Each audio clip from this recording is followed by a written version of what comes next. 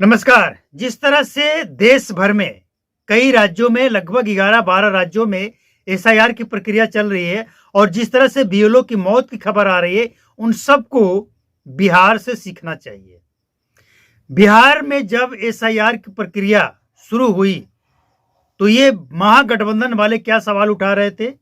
बिहार में बाढ़ है, लोग अपनी जान बचाएं या बाढ़ में बहे हुए दस्तावेज लूट कर और एसआईआर की प्रक्रिया में भाग लें। लोग क्या क्या सवाल उठा रहे थे?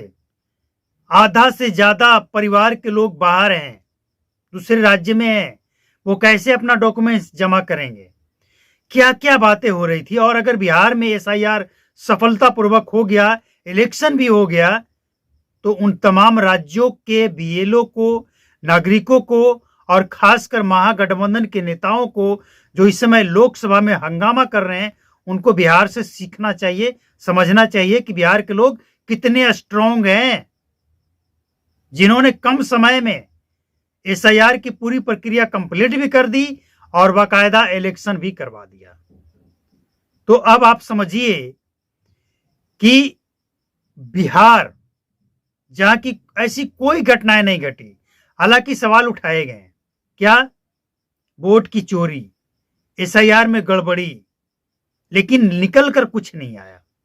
अब जब महागठबंधन के लोग ये हंगामा कर रहे हैं सदन में, लोकसभा में, तो ठीक है, हंगामा लोकतंत्र का एक हिस्सा है, लेकिन 1 मिनट सदन चलाने में लगभग 2 से 2.5 लाख रुपए खर्च होते हैं, लगभग। तो ये वेस्ट नहीं जाना चाहिए, काम भी होना चाहिए और लोकतांत्रिक तरीके से सरकार को सबक भी सिखाना जरूरी है, सरकार से सवाल भी पूछने जरूरी हैं, लेकिन कायदे से, समय और पैसा बर्बाद करके नहीं। एसआईआर की जहां तक बात है, सवाल यह है कि एसआईआर से इन लोगों को इतनी दिक्कत क्यों है? क्या दिक्कत है भाई?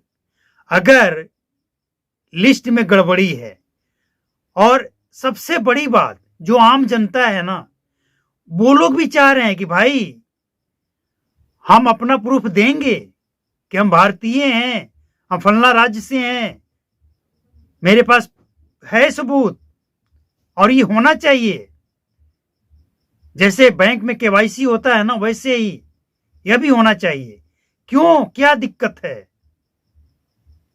दिक्कत इन लोगों को यह है कि वो बांग्लादेशी, वो रोहिंग्या, वो बाहरी लोग जो इनको वोट करते हैं, जिनको ये लोग छिपा कर रखे हैं, वो सब सामने आ जाएंगे। अब ये कहते हैं कि बिहार में तो कोई नहीं आया, बिहार में भी आया है, वो लोग फरार हो गया पहले ही। और इससे बड़ी बात यह है, सबसे बड़ी बात यह है कि बिहार में आए या ना आए, कोई एक भी निकले या ना निकले रोहिंग्या, बांग्लादेशी, लेकिन यह प्रक्रिया होनी ही चाहिए, ताकि जो अवैध है वो साइड हो जाए, छट जाए, जो वैध है वो उसमें ऐड हो जाए। ये होनी चाहिए।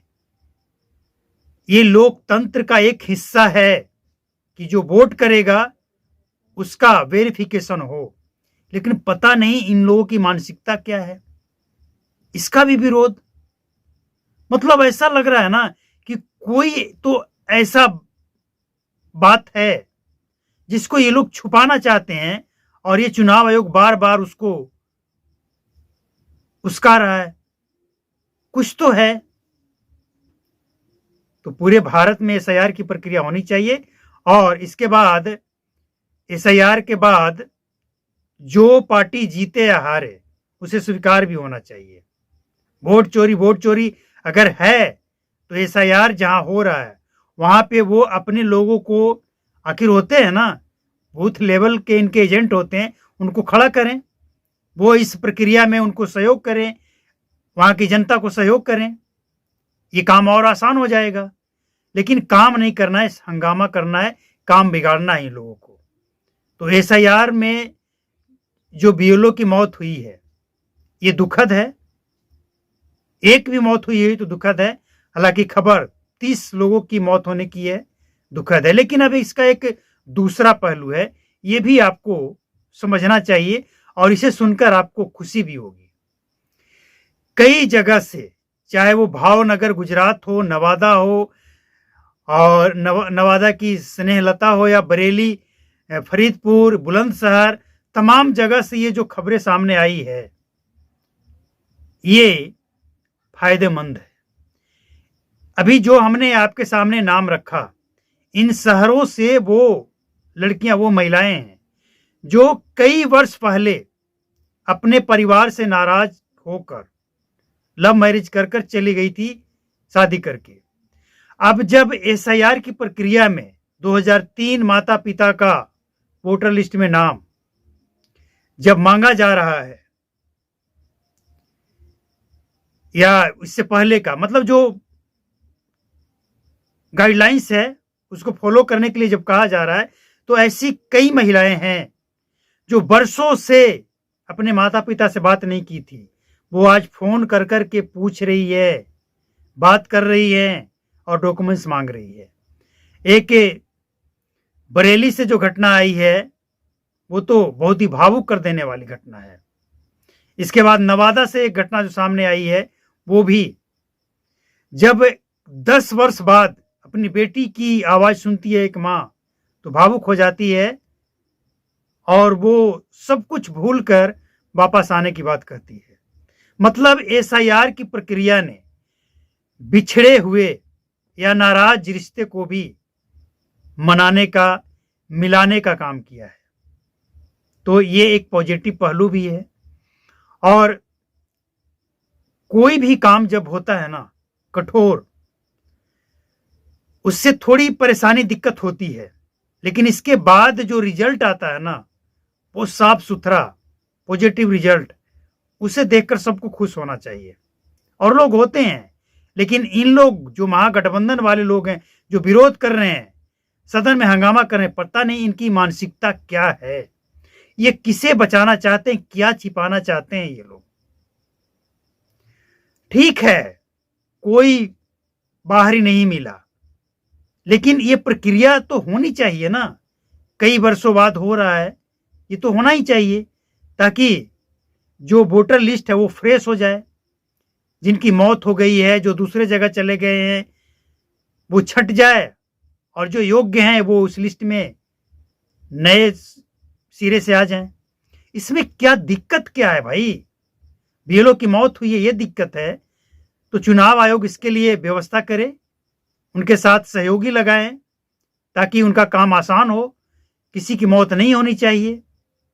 अगर हुई है तो उन परिवार के साथ हमारी संवेदना भी है और सरकार भी ऐसे परिवारों को मुआवजा दे, उनके परिवार के एक सदस्य को नौकरी दे जो करने में सक्षम हो। उनको मौत हुई है, ये गलत है, इसकी सफाई में, बचाव में कोई कुछ नहीं बोल सकता है, लेकिन इसलिए मौत हुई है इसलिए एसआईआर होनी ही नहीं चाहिए, ये कैसा तर्क है भाई?